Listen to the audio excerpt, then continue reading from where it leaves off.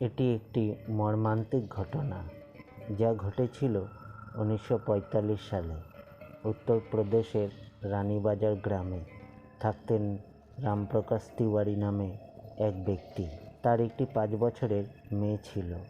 সে ক্যান্সারে ভুগছিল এবং অনেক জায়গা থেকে চিকিৎসা করেও তাকে বাঁচাতে পারেনি।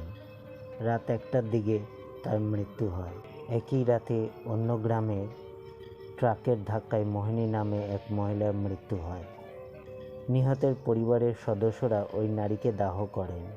অন্যদিকে রানীবাজার গ্রামে যখন ওই মৃত মেয়েকে কবর দিতে বনে নিয়ে যাচ্ছিলেন, পথে হঠাৎ তার শরীরের কিছু অঙ্গ নড়াচড়া হতেই সে জেগে ওঠে। এটা দেখে মানুষ ভয় পেয়ে যায়, কিন্তু পরে মেয়েটিকে জীবিত দেখে তার পরিবারের সদস্যরা খুবই খুশি হন। কিন্তু মানুষ এটা জানতো না, মেয়েটির শরীরে অন্য কারোর আত্মা দখল করে নিয়েছে।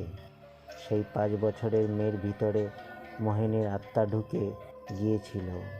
অন্য জায়গায় আসার পর সে খুবই দুঃখী ও বিচলিত হয়ে পড়ে। খাবার খেতেও তার ভালো লাগতো না, কিন্তু তার মা তাকে নিজ হাতে খাবার খাওয়াতেন। একদিন মেয়েটিকে তার মা মামার বাড়ি নিয়ে যাচ্ছিল।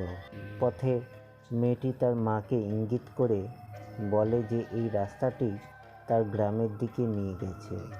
তার মা তার কথা উপেক্ষা করে তার মামার বাড়িতে পৌঁছে যায়। তার মামার বাড়ির কাছে মোহিনীর গ্রামের এক মহিলা সিমরান এসেছিল, কিন্তু কাজে।